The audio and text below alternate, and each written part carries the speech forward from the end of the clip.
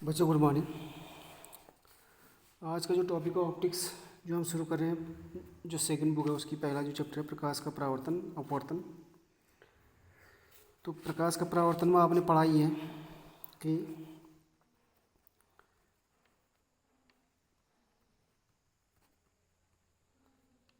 जब कोई प्रकाश किरण क्या होती है, एक माध्यम से दूसरे माध्यम पर आपतित होती है, ठीक है। तो वो क्या करती है, अब उसी माध्यम में वापस लौट जाती है।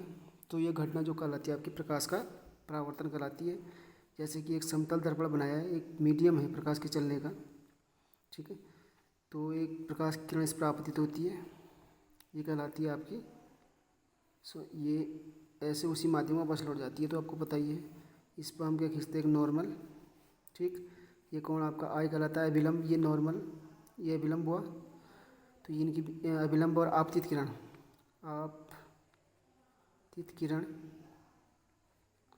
ये परावर्तित किरण,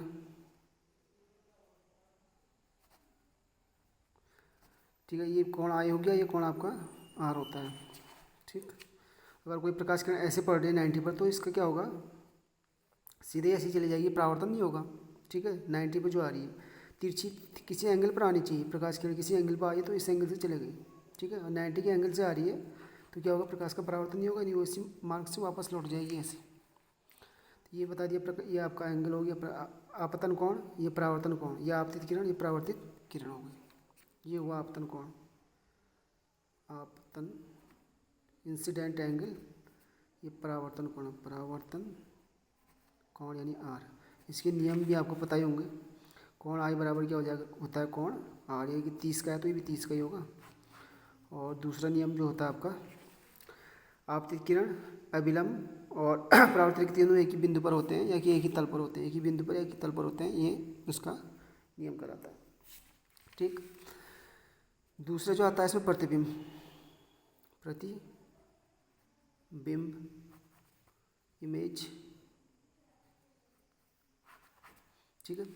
तो इमेज का मतलब ये हुआ कि जब किसी वस्तु से, वस्तु इसको ही बिंब भी बोलते हैं, या फिर ऑब्जेक्ट से, जैसे कोई वस्तु इससे प्रकाश किरण चलती है, ठीक है, कहीं टकरा रही है, टकराने के बाद ये वास्तव में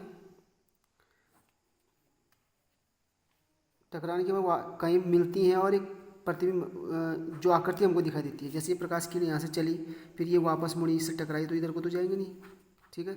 और वास्तव में कहीं पर मिल गई और उन्होंने एक आकृति हमको दिखी हमको, तो वो कहलाता है प्रतिबिंब, ठीक है।